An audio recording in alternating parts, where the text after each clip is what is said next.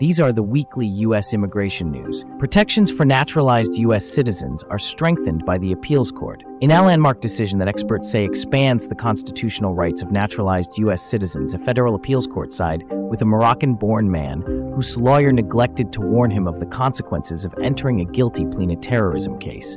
This decision could be important as President-elect Donald Trump takes office.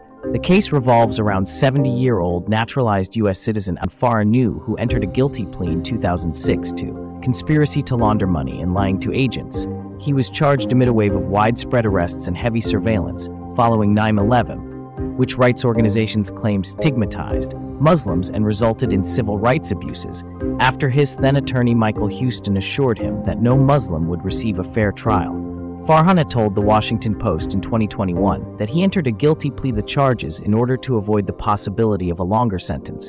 He was released in 2017 after serving 11 years in prison. Following his guilty plea, the Justice Department wrote to Farhan approximately a year later to let them know that the government intended to take away his U.S. citizenship. Farhan's legal team requested that a federal judge in the Southern District of New York revoke his guilty plea and sentence, claiming that Houston had neglected to warn him that his plea carried the risk of denaturalization and deportation. As a result, Farhan's denaturalization proceedings were put on hold in the Eastern District of New York. Farhan's attorneys requested that the case be heard by the full appeals court, or an en banc panel. On October 31st, the panel ruled in favor of Farhan, holding that a naturalized U.S. citizen contemplating a guilty plea has a constitutional right to counsel, warning them that doing so could result in their loss of citizenship and deportation.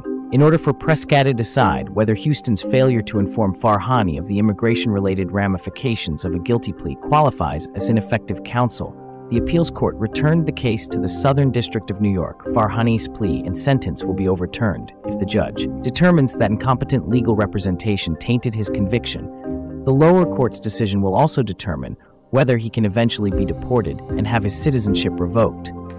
The Second Circuit's ruling, according to Amanda Frost, a law professor at the University of Virginia, is significant since it provides an extra layer of protection against prosecutors who attempt to use denaturalization as an immigration enforcement tactic.